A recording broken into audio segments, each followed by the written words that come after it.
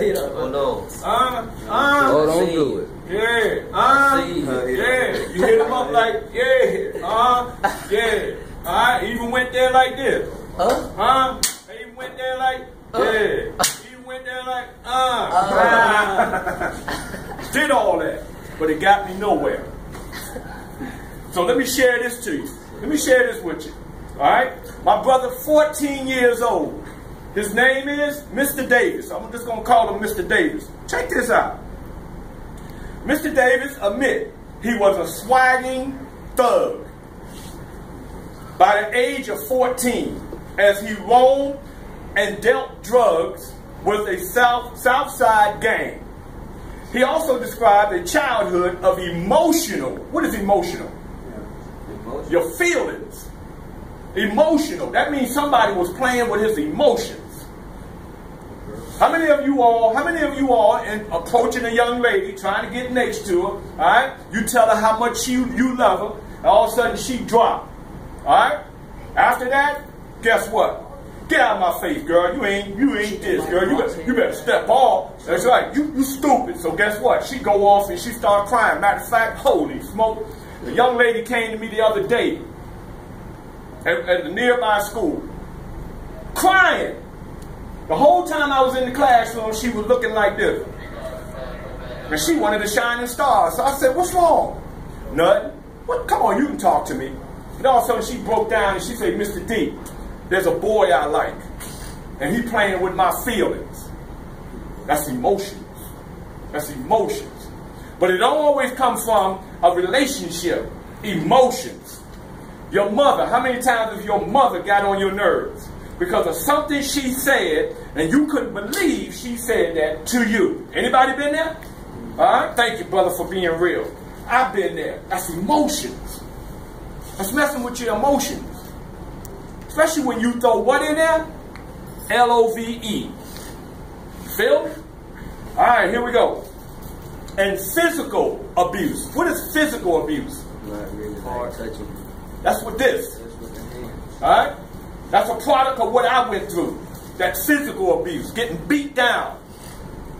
I still got a print. It's slowly going away. The older I get, it goes away and gets smaller and smaller. That print, that's that foot that was put in my chest when I was a kid.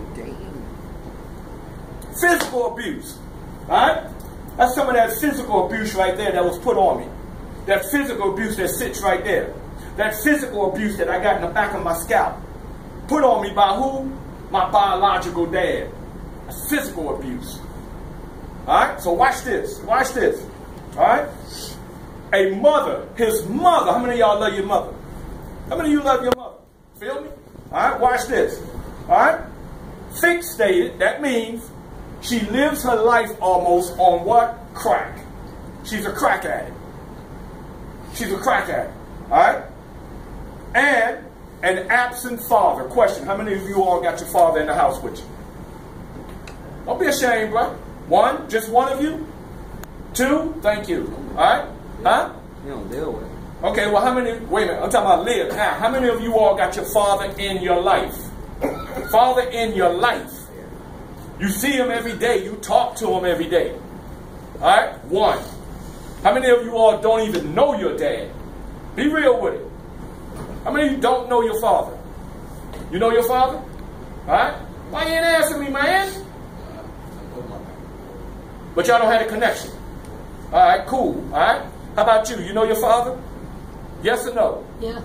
You sure? Alright, you know your father? Yeah. Alright, y'all got a connection? On a regular? Not good.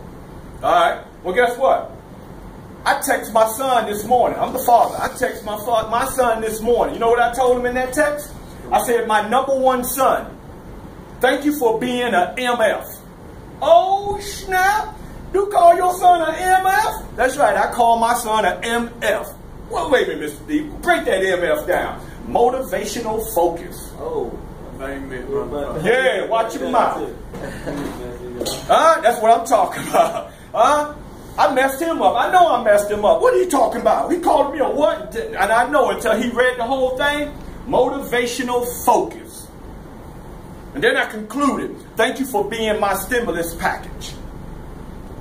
Because sometimes, believe it or not, he keeps me on that road because he looks up to me. And I look up at him because we all need somebody to look up to. Respect. Moving on. Oh, how many of you all live with your grandmother? Anybody live with your grandmother? Oh, snap. How many times you got mad at your grandmother and you told your grandmother, Grandma, go somewhere and sit down. Leave me alone. Huh? Huh? Well, y'all, hey, I respect y'all because you got some that would definitely go there. You know why? Because they know grandma is what? Old. They know that grandma, guess what? She's out the picture. She ain't gonna argue. She ain't gonna argue. You see what I'm saying? Because guess what? She on medicine. She got medical problems. So guess what? She trying not to get a what? Heart attack. Heart attack. She trying not to be what? STRESS. Stress. So guess what? You already know that, so you take a what? Advantage of it. How old are you, son? 16. You ready for this? I love my great-grandmother, Mary Rogers. I love her because when she died, October 77, I was here in Tampa. I had to fly back up to New York. When I saw her laying in that casket, I was blown. I actually tried to get in that casket and get her out. One of the reasons, I loved her. Two, I was guilty because of some of the stuff I did to her. You feel me? Especially that night when she told me, after we finished watching Stanford and Son, and I got up and I went in my bedroom and I came back with my game colors on, and she's sitting there reading the Bible and hitting that snuff, and she said, Junior, yeah, Junior, where you going? I had my hand on the door. I said, look here, you better sit there and read that Bible. She said, don't talk about my Jesus like that. I said, I tell you what, next time you see that Jesus, tell that fool to give me my $5 he owed me. And I walked straight out the door. Bam! And I went over to the game clubhouse. Huh? 17 years old, baby. I'm running this thing. Hey, wait a minute. Guess who ain't got nothing on me? Huh? Wait a minute. You won't understand till I do it. Who ain't got nothing on me? Watch this. Soldier boy. Superman. Until what? Until about 10 o'clock that night, what happened? Give it up. It was snowing outside. What color snow? Right. When I got finished with that snow, what color was it? Red. And guess what? By 12 o'clock that night, guess who got a phone call? It wasn't no cell phone. Guess who got a phone call? Grandma. Do you know a Donald Lee Dowridge Jr.? Yes, that's my grandbaby. Well, we got him in intensive care.